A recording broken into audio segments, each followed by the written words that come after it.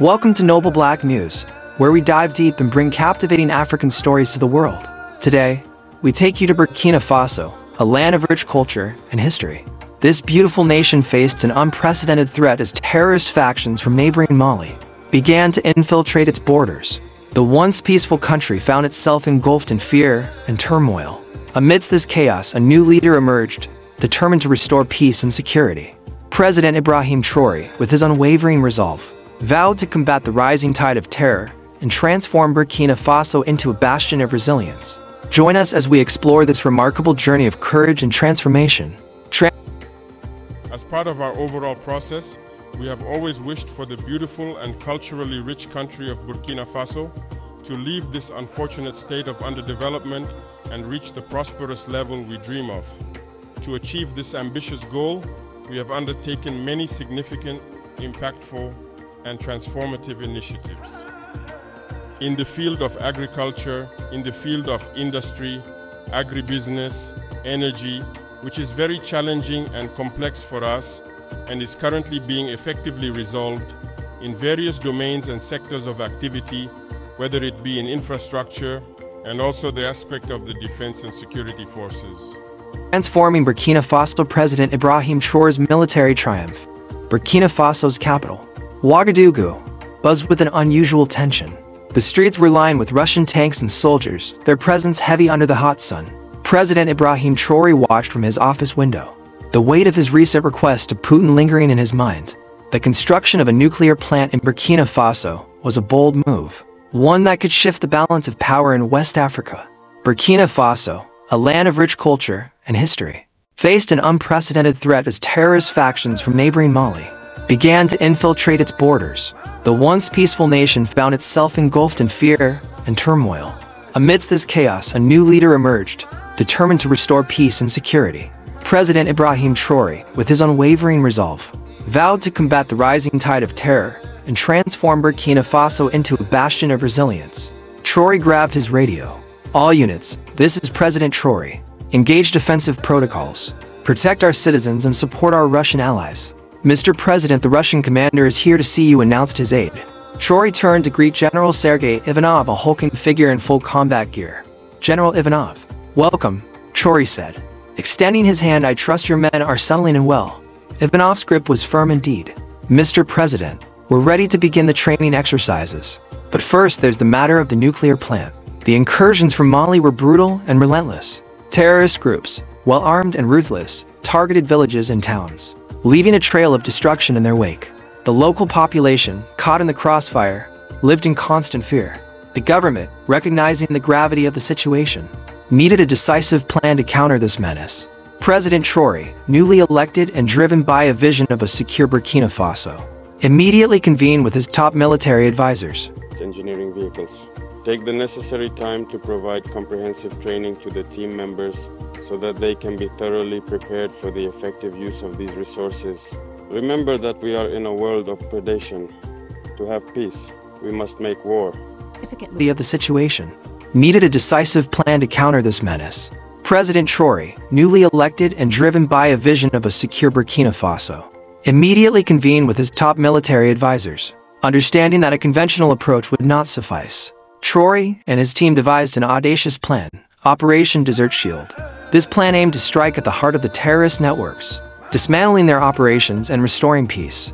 The French military, however, had not taken kindly to this development. Despite official agreements to withdraw, French soldiers remained entrenched, their blue helmets a stark contrast against the arid landscape. As night fell over the Sahel, the quiet desert sands belied the intensity of the preparations underway. Special forces, handpicked for their expertise and bravery, geared up for the mission. Their objective was clear: to launch a surprise attack on the terrorist stronghold, disrupting their operations and sending a strong message. The operation commenced under the cover of darkness. Moving swiftly and silently, Traoré's forces navigated the harsh desert terrain. The element of surprise was on their side. As dawn broke, the first shots were fired. The battle that ensued was fierce and unforgiving. Despite being outnumbered, the well-coordinated efforts of Traoré's forces began to turn the tide. Burkinabe soldiers, under the guidance of their Russian trainers, joined the fray. It was a coordinated dance of warfare, a testament to the rapid training they'd undergone. Civilians scrambled for cover, the sounds of battle creating a cacophony of fear and adrenaline. Traoré's heart pounded as he watched the conflict unfold on the monitors in his office. He knew that this moment could define his presidency and the future of his nation. In the heart of the city, a squad of Burkina Faso soldiers, led by Captain Idrissa, found themselves pinned down by a group of French paratroopers. For the first phase, in the initial stage, as far as you are concerned, it was absolutely necessary for us to carefully consider logistics, armament, vehicles, and everything that follows. What is gradually improving and consistently, and we will continue moving forward in this positive and direction to enable you to carry out the noble and honorable fight for this beloved homeland. But in addition to all that, we told ourselves one thing: for the nation to exist, endure, and develop, you all need to be strong. And being strong is not just about logistics, but also about psychological strength. There is this family stability that every fighter needs when they are on the battlefield. Captain called for reinforcements, his voice steady despite the hail of bullets. Climactic battle and destruction of the terrorist hideout. The pivotal moment came when intelligence pinpointed the location of the main terrorist hideout, a heavily fortified compound hidden deep within the desert. Traoré, displaying exemplary leadership, led a daring charge against this stronghold. His presence on the front lines inspired his troops and demoralized the terrorists. As the forces approached the compound, they encountered fierce resistance. The battle was intense, with heavy gunfire and explosions echoing across the desert. Traoré's strategic acumen came to the fore as he directed his troops to encircle the hideout, cutting off all escape routes. With the compound surrounded, Traoré ordered a final assault. Under his command, specialized units breached the defenses and stormed the hideout. The firefight inside was brutal, but the determination and skill of Traoré's forces prevailed. Room by room, they cleared the compound, eliminating key terrorist leaders and rescuing hostages. The culmination of the assault was marked by a dramatic moment. Traoré personally led the charge into the command center of the terrorists. After a brief but intense skirmish, the terrorists were overwhelmed. With their leadership dismantled and their base destroyed, the remaining terrorists fled or were captured. The success of Operation Desert Shield, marked by the destruction of the terrorist hideout, was a turning point for Burkina Faso. However, President Traoré knew that the fight was far from over. Continuous efforts were necessary to ensure lasting peace and stability. Strengthening border security, enhancing intelligence operations, and fostering regional cooperation became top priorities. Traoré's leadership extended beyond the battlefield. He initiated programs to support the affected communities, rebuild infrastructure, and provide psychological support to those traumatized by the violence. His comprehensive approach emphasized not just military might, but also the resilience and unity of the people.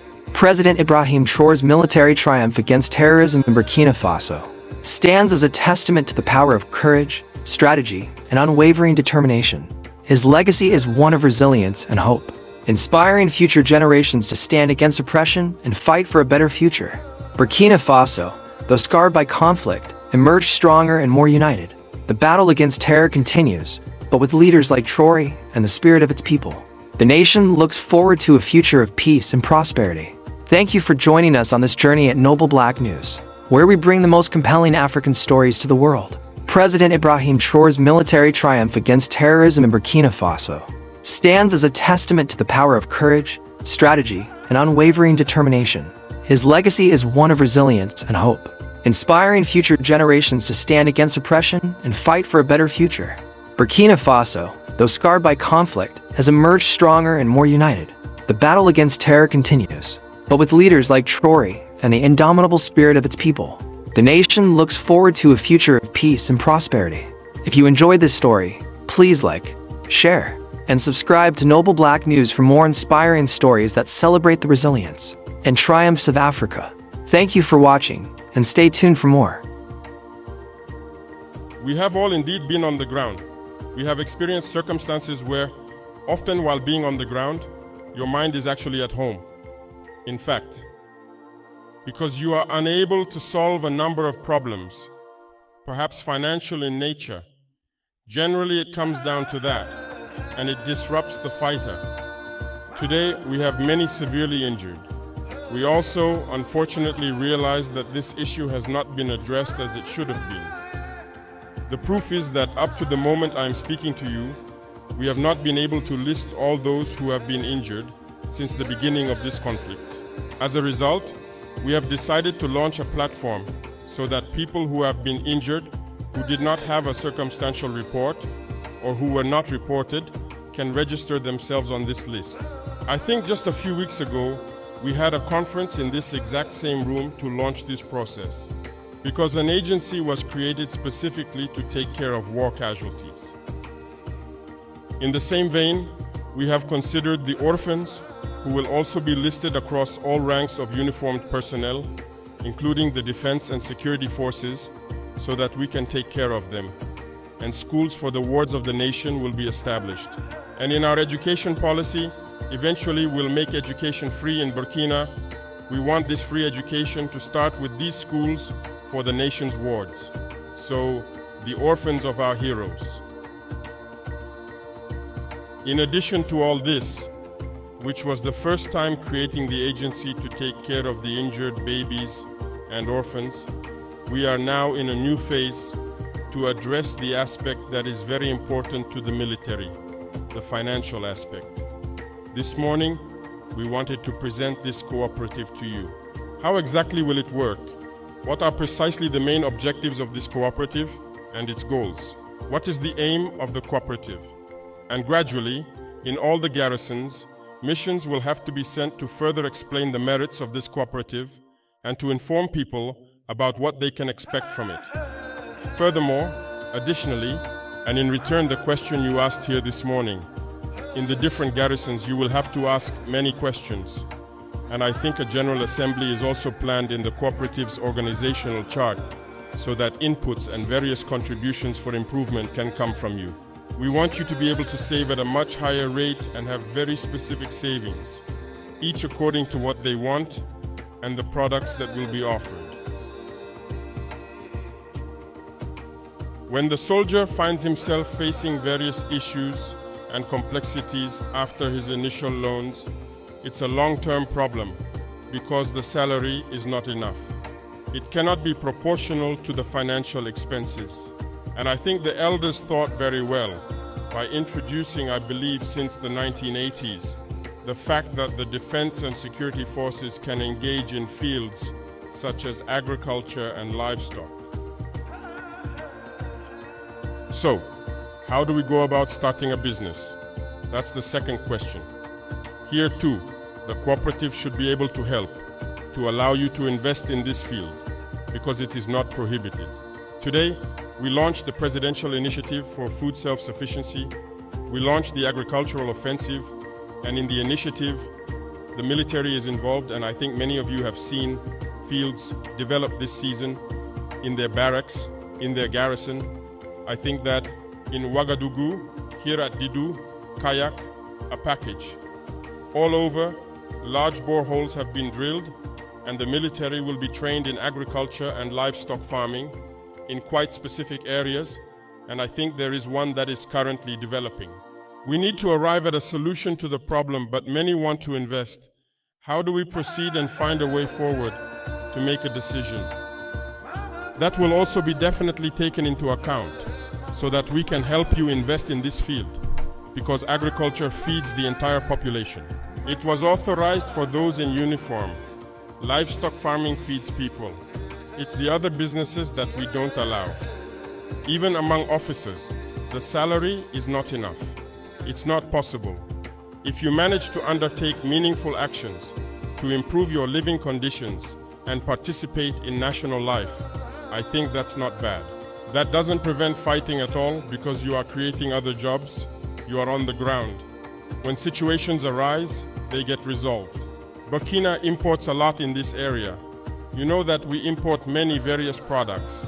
Just for the mining structures alone, it's not enough, significantly. But the army must participate. In the initiative, we have decided to train the active military personnel and those who will retire for their reintegration.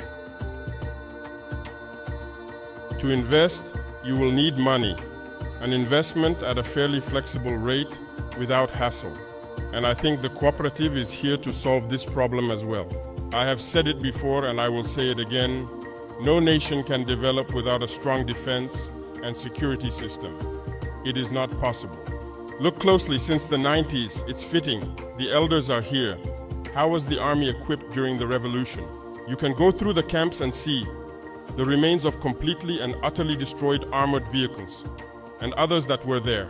How everything was systematically and thoroughly dismantled to make us very weak and then send terrorism to seize our lands. Understand this. To develop, we indeed need a strong army. We need a strong security system.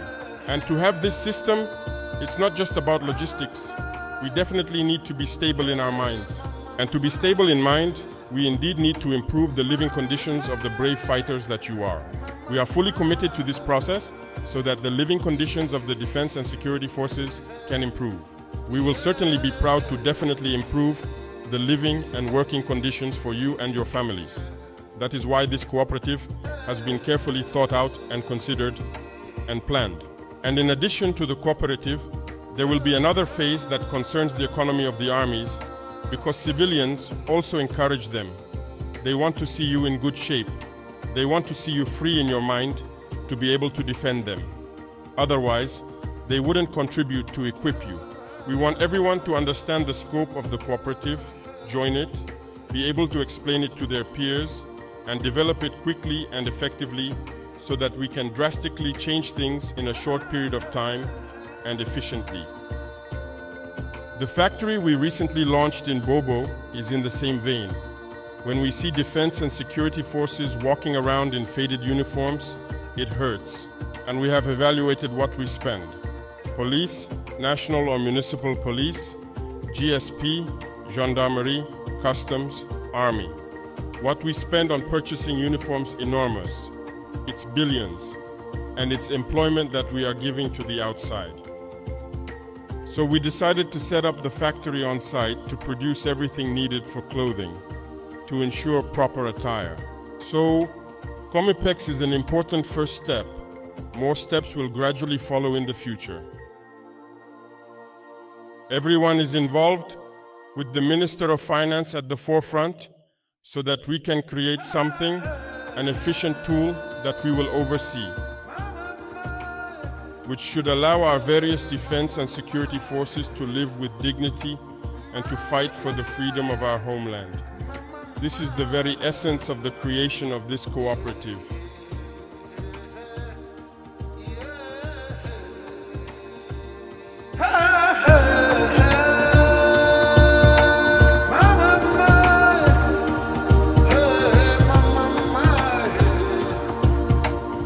Welcome to Noble Black News, where empowerment meets truth.